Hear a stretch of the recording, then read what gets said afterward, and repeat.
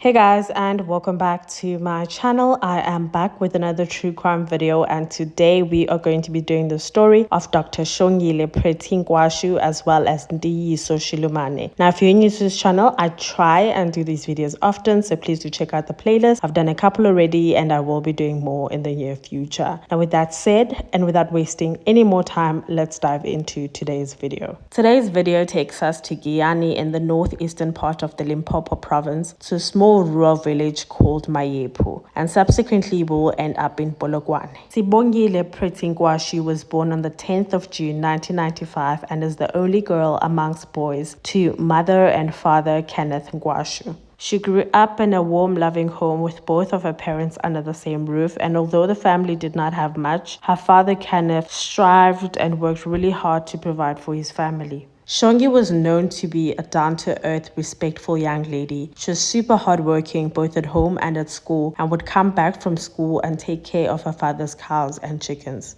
She went to Ngonyama High School not too far from her village, where she was known to be extremely intelligent and hardworking. But as much as she was fully focused on her academics, she also had a good social life. This is when she met a young man named Ntiyiso Xilumani. She was in grade 10 at this point, and they would become what is conventionally known as high school sweethearts. They would date for many years from this point onwards. In 2013, Shangi completed her matric, excelling in both mathematics and science, and this is when she decided that she wanted to study towards medicine, and she applied to study at Makgatho Health Science University in Pretoria and was accepted. In January of 2014, she moved from Limpopo all the way to Gauteng, and this is where she would be starting her first year. She did not show any signs of slowing down in terms of her academic excellence when she got there. Her work ethic remained really high. She focused on her books and worked really hard to achieve great results. But she did this while simultaneously still pushing her relationship with Ntiyiso and also just making sure that they are growing together in love. Although they were now in different provinces, he was still in Limpopo and she was now in Gauteng. They made sure to visit one another often. He would often come down to Gauteng to visit her in her residence. He wasn't doing much in Limpopo at that point, so it was really easy for him to navigate their relationship. Their families also knew about the relationship and they were very supportive of him. Shangi's father would later state in an interview that he was really fond and admired the boy, and he would actually call him by his surname as a form of respect. Shongile passed her first year, her second year, as well as her third year in medicine really well. And in 2017, when she was doing her fourth year, the couple fell pregnant with their first child. They were both pretty excited about the baby, and luckily their parents were also very supportive of them. Now, although at this point they were already 4 years post-matric, Ntiyiso was not really doing much with his life at that moment.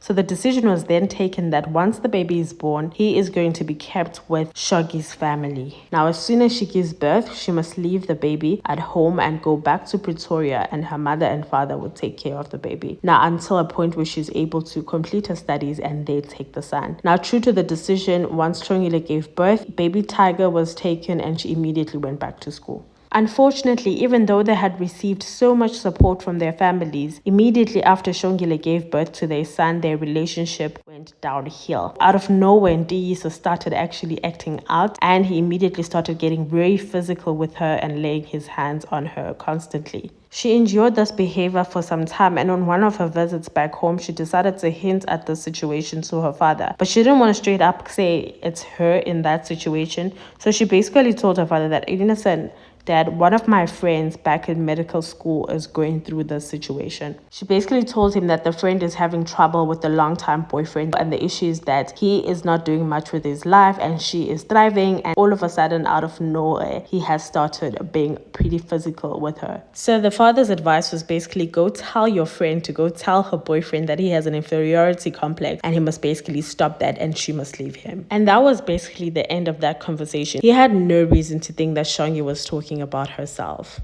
Shongile went back to university and studied harder than she ever did before. She was no longer just doing it for herself, but she was also doing it for the love of her life, her beloved son. Now, she loved her son so much, and in her room in res in varsity, she would continuously send video messages to her parents so that they could show the son that, you know what, she is not away just for vibes, or she's not away just because she can. She's away because she's studying, and she's studying for him. So I'm going to play one of those messages here. I'll make sure to put subtitles. Please try and not judge me. I'm not going to be amazing when I'm writing out the subtitles. I'm just going to try and make sure I'm telling you guys the gist of what she's saying, so anyone who doesn't understand the language is not left behind. Hello my boy. Hi. Mama Leshanir. Mama Nkoka. Nasta ku ipfukini my boy. Na mama xipfukini. Mara xa ku navela. Ewe. Xa ku navela mama. Xa swi lava ku vuya xi ta ku vona. Mara xa ha ri xikolweni. Ani? Xi fanele xi dyondza xikolo, xi hlaya, xi tsala, xi pasa mama. Loko lembe leri hela, you'll see. Xi ta ku xavela swilo swa ku nandzika, xi ta ku xavela danunu, xi ta ku xavela juji, ende xi ta ku xavela bayisikiri. Ne? Wa tiva bayisikiri? Byela toto ta va komba ku bayisikiri i yini. Xi ta ku xavela bayisikiri mama. Loko xi vuya ta swi vona we. Xa ku rhandza mama n'wananga ne? Ya, mara xi nge vuyi sweswi. Xi fanele xi dyondza xikolo. A na wa ya xikolweni na mama xi ye xikolweni. Se ya xikolweni xa mama i kule. Xi fanele xi tshama exikolweni mama xi ze xi heta. Mara xa heta sweswi. Loko xi hetini xi ta vuya xi ta vona nkoka. Ne? Love you. So just from the video, you can just tell how much she loved her son and how she was no longer just working for herself or studying for herself, but she was doing it for her little tiger as well. In 2019, Shongile was doing her final year in medicine and couldn't wait to graduate the following year. Now, although things were going extremely well in her academics, her relationship seemed to be deteriorating more and more by the day.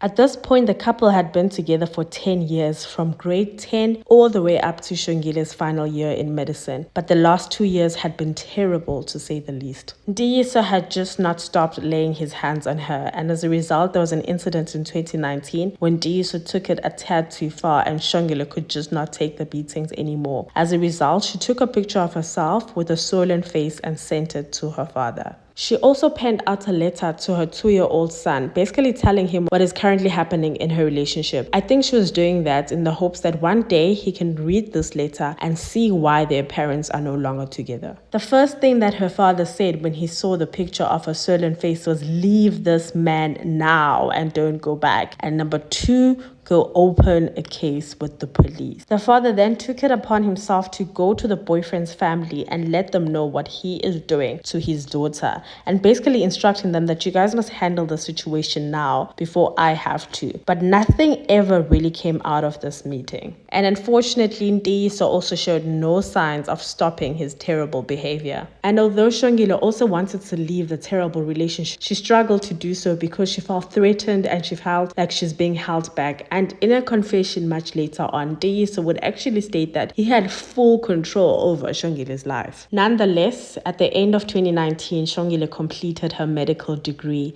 and she passed the majority of her modules with distinctions. 2 months before her passing, she attended her final year gala dinner and she did her makeup for the very first time. And this is how she looked on that day. Shongile's life was coming along nicely. She had just secured an internship at Nkhwashu Hospital outside Polokwane and was due to start in January of 2020, just a month after completing her final exams. January came and she moved from home all the way to Polokwane and would be staying at the Nkhwashu Hospital doctor's quarters. Her first day of work was going to be on the 2nd of January 2020. Her family as well as her son accompanied her when she moved and they helped her settle in nicely. She was officially an intern doctor and her family was so proud. Now, although she had not officially graduated yet, but she had completed a medical degree, her graduation was due to be in 2 months' time. Nonetheless, she had done it. She was a doctor. She was the first doctor in her family and was also the first doctor in her village. Everyone was proud of her. So nonetheless, the family helped her settle in. Her father bought her groceries and then they left and went back home. And on the very next day, on the 2nd of January, it was her first day at work. She was still seeing her boyfriend boyfriend, and although her family, especially her father, kept telling her to break up with him,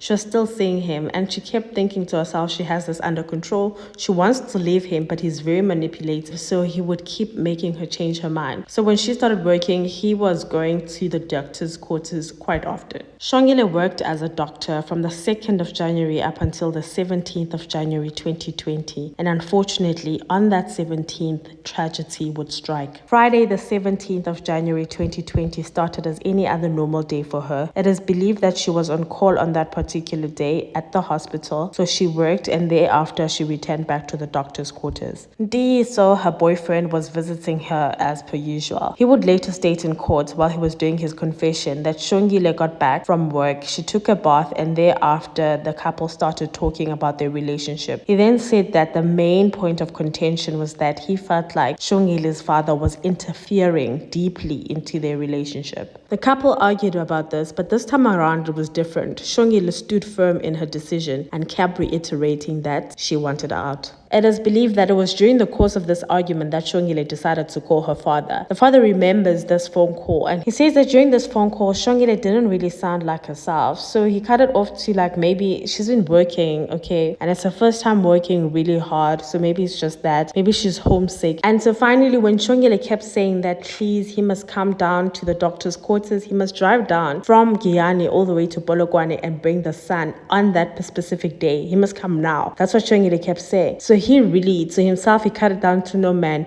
Shongile is probably just homesick. This is why she's sounding like this. So she kept on asking, please bring my son. I miss him so much. Please bring him today. And unfortunately, he couldn't bring the son on that day. So he kept reassuring that your son is fine. We're taking good care of your child, Shongile. I will bring him the next week. And Shongile kept begging that please try, bring him today. Please come now. Please come now. Towards the end of the phone call, they then had agreed that, okay, it's fine. He would bring the son on the next week. And that would be the last time Shongile's father spoke to Shongile. At some point after this phone call, during the course of the arguments between Shongile and her boyfriend, the whole thing escalated. Later on in his confession in court, he claims that out of nowhere during their argument, Shongile bit his finger. Now, this was on the list of things that never happened. Tell me why someone would randomly bite your finger unless you've done something. Not you with the history of laying your hands on someone, saying someone would randomly bite you without you doing anything. But nonetheless, this was his whole angle in court. He said that Shongile randomly bit his finger, and this is then how he responded. He said he grabbed her by the throat, pushed her on top of the bed, and didn't let go of her until she stopped moving completely. And as if that's not enough, as if he had not done enough, he then went on to add insult to injury. He took her stethoscope and put it on her and used it to check if she was still breathing. And when he realized that she was no more, he left and closed the door behind him. And unfortunately, this would mark the end of Dr. Pretty Shongile Nkhwashu's life. 7 years of studying towards a medical degree, and only working 15 days before her life was tragically taken. Hours and hours, and then a day went by and no one had discovered her body yet. Her father had tried to contact her many times during the course of Saturday, but could not get a hold of her. As a result, he decided to drive down from Giyani all the way down to where she was working in Polokwane just to check up on her. He got to the gates and tried to WhatsApp her, tried to call her, but still she was not answering. So he diffused it down to perhaps she is working a double call, perhaps she's in hospital somewhere, working really hard. So he decided to go back home.